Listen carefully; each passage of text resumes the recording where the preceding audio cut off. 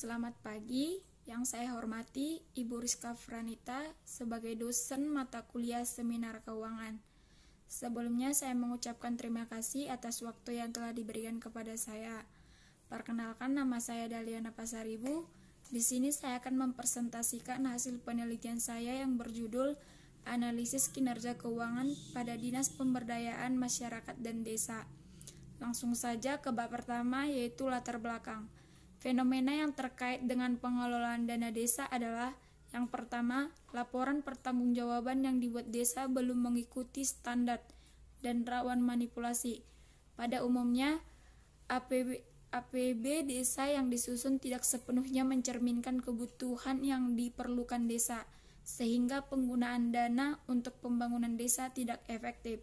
Yang kedua, pada aspek pengawasan terdapat 3 potensi persoalan yang dihadapi, yakni masih rendahnya efektivitas inspektorat daerah dalam melakukan pengawasan terdapat pengelolaan keuangan di desa, tidak terkelolanya dengan baik saluran pengaduan masyarakat oleh semua daerah, dan belum jelasnya ruang lingkup evaluasi dari pengawasan yang dilakukan oleh camat.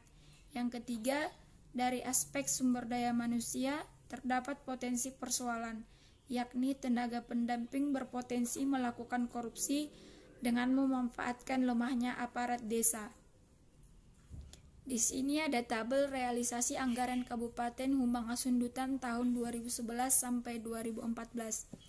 Berdasarkan tabel, diketahui bahwa realisasi anggaran Kabupaten Humbang Hasundutan tahun 2011 sampai 2014 secara umum cenderung mengalami peningkatan, meskipun terjadi penurunan pendapatan pada tahun 2013 yang mengakibatkan terjadi defisit anggaran senilai 6.088.883.186.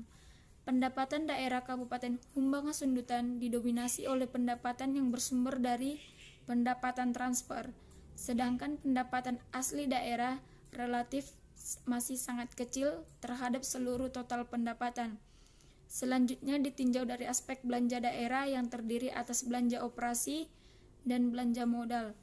Belanja operasi memiliki porsi pengeluaran yang lebih tinggi jika dibanding dengan belanja modal. Identifikasi masalah.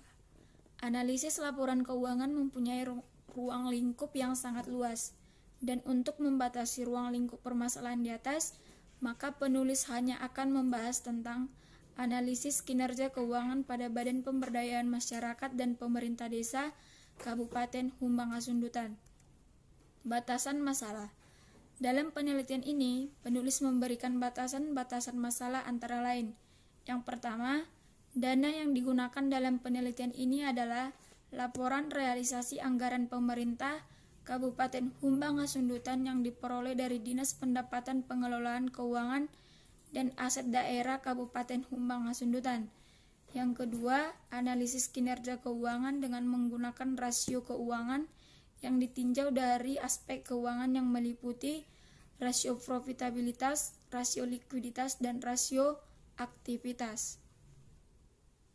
Rumusan masalah.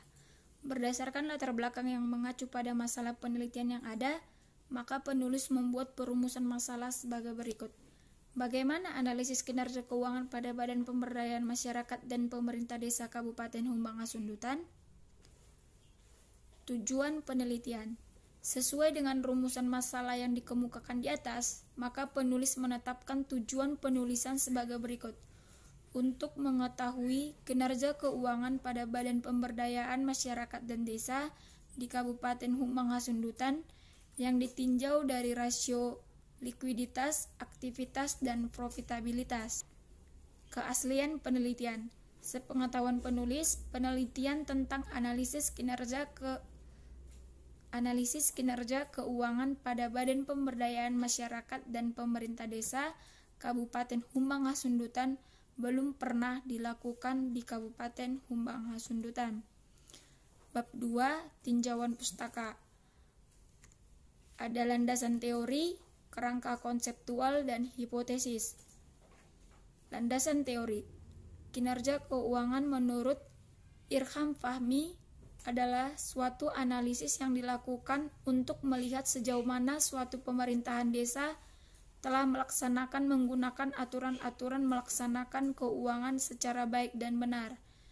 Kinerja pemerintahan desa merupakan suatu gambaran tentang kondisi keuangan suatu desa yang dianalisis dengan alat-alat analisis keuangan, sehingga dapat diketahui mengenai baik buruknya keadaan keuangan suatu desa yang mencerminkan prestasi kerja dalam periode tertentu.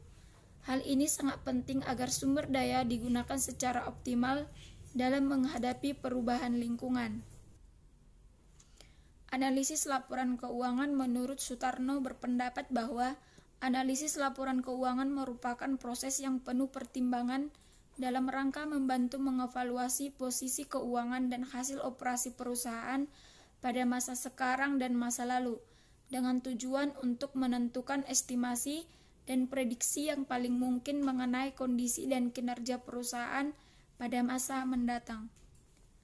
Rasio yang digunakan yaitu yang pertama rasio profitabilitas, yaitu rasio atau perbandingan untuk mengetahui kemampuan perusahaan untuk mendapatkan laba atau profit dari pendapatan terkait penjualan, aset, dan ekuitas berdasarkan dasar pengukuran tertentu. Yang kedua, rasio likuiditas, yaitu gambaran posisi uang kas dan kemampuan suatu perusahaan untuk melunasi atau membayar kewajiban utang sesuai jangka waktu tempo yang telah disepakati. Yang ketiga, rasio aktivitas, rasio yang digunakan untuk menilai efisiensi atau efektivitas perusahaan dalam pemanfaatan semua sumber daya atau aset yang dimiliki oleh perusahaan. Faktor-faktor yang mempengaruhi kinerja keuangan. Yang pertama, pendapatan asli daerah. Kedua, dana perimbangan. 3. Belanja modal. Keempat, pertumbuhan ekonomi. 5. Ukuran legislatif. Keenam, levering. Kerangka konseptual. Analisis kinerja keuangan pemerintah daerah Kabupaten Humbang Hasundutan dalam penelitian ini adalah suatu penilaian mengenai tingkat kemajuan pencapaian pelaksanaan pekerjaan atau kegiatan pemerintah daerah Kabupaten Humbang Hasundutan dalam bidang keuangan untuk kurun waktu tahun 2011 sampai 2014. Rasio yang digunakan oleh peneliti dalam menganalisis kinerja keuangan pemerintah daerah Kabupaten Humbang Hasundutan dalam penelitian ini adalah rasio profitabilitas, rasio efektivitas, rasio likuiditas. Data digunakan dalam melakukan penelitian ini adalah laporan realisasi anggaran pemerintah Kabupaten Humbang Hasundutan yang diperoleh dari Dinas Pendapatan Pengelolaan Keuangan dan Aset Daerah di Kabupaten Humbang Hasundutan. Hipotesis. Hipotesis merupakan pernyataan sementara mengenai hubungan antara variabel-variabel yang menjadi objek penelitian. Dalam penelitian ini dapat dirumuskan suatu hipotesis mengenai apakah ada hubungan yang berpengaruh rasio profitabilitas, rasio likuiditas, dan rasio aktivitas terhadap kinerja keuangan. Hipotesis yang pertama yaitu rasio profitabilitas tidak berpengaruh terhadap kinerja keuangan. Hipotesis kedua, rasio profitabilitas berpengaruh terhadap kinerja keuangan. Yang hipotesis ketiga, rasio likuiditas tidak berpengaruh terhadap kinerja keuangan. Hipotesis keempat, rasio likuiditas berpengaruh terhadap kinerja keuangan. Hipotesis kelima, rasio aktivitas tidak berpengaruh terhadap kinerja keuangan. Hipotesis keenam, rasio aktivitas berpengaruh terhadap kinerja keuangan. Hipotesis ketujuh, rasio profitabilitas dan rasio likuiditas tidak berpengaruh secara bersama-sama terhadap kinerja keuangan. Hipotesis kedelapan, rasio profitabilitas dan rasio likuiditas berpengaruh secara bersama-sama terhadap kinerja keuangan. Hipotesis kesembilan, rasio profitabilitas dan rasio aktivitas tidak berpengaruh secara bersama-sama terhadap kinerja keuangan. Hipotesis ke-10, rasio profitabilitas dan rasio aktivitas berpengaruh secara bersama-sama terhadap kinerja keuangan. Hipotesis ke-11, rasio likuiditas, rasio aktivitas tidak berpengaruh secara bersama-sama terhadap kinerja keuangan. Rasio 12, rasio likuiditas dan rasio aktivitas berpengaruh secara bersama-sama terhadap kinerja keuangan. Hipotesis ke-13, rasio profitabilitas, rasio aktivitas, rasio likuiditas tidak berpengaruh secara bersama-sama terhadap kinerja keuangan. Hipotesis ke-14, rasio profitabilitas, rasio aktivitas, rasio likuiditas berpengaruh secara bersama-sama terhadap kinerja keuangan. Bab ketiga yaitu metode penelitian. Jenis penelitian. Jenis penelitian yang digunakan dalam penelitian ini adalah penelitian deskriptif. Metode penelitian deskriptif adalah salah satu metode penelitian yang banyak digunakan pada penelitian yang bertujuan untuk menjelaskan suatu kejadian. Seperti yang dikemukakan oleh Sugiono tahun 2011, penelitian deskriptif adalah sebuah penelitian yang bertujuan untuk memberikan atau menjabarkan suatu keadaan atau fenomena yang terjadi saat ini dengan menggunakan prosedur ilmiah untuk menjawab masalah secara aktual. Lokasi penelitian. Penelitian ini dilakukan di Kantor Badan Pemberdayaan Masyarakat dan Pemerintah Desa, Kabupaten Humbang Hasundutan.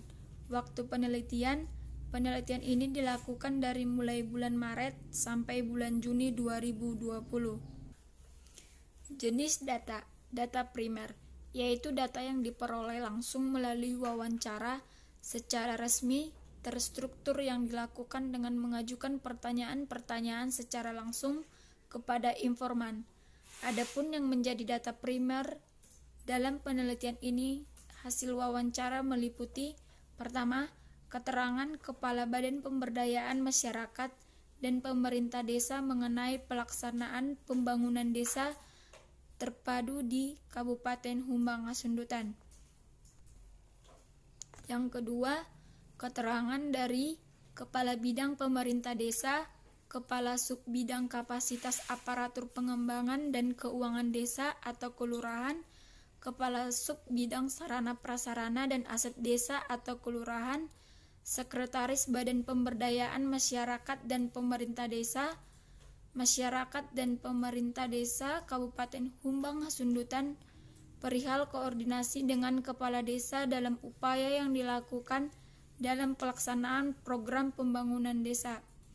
Data sekunder, yaitu data yang diperoleh dari dokumentasi, media massa atau keterangan sumber-sumber lainnya yang menunjang objek yang sedang diteliti.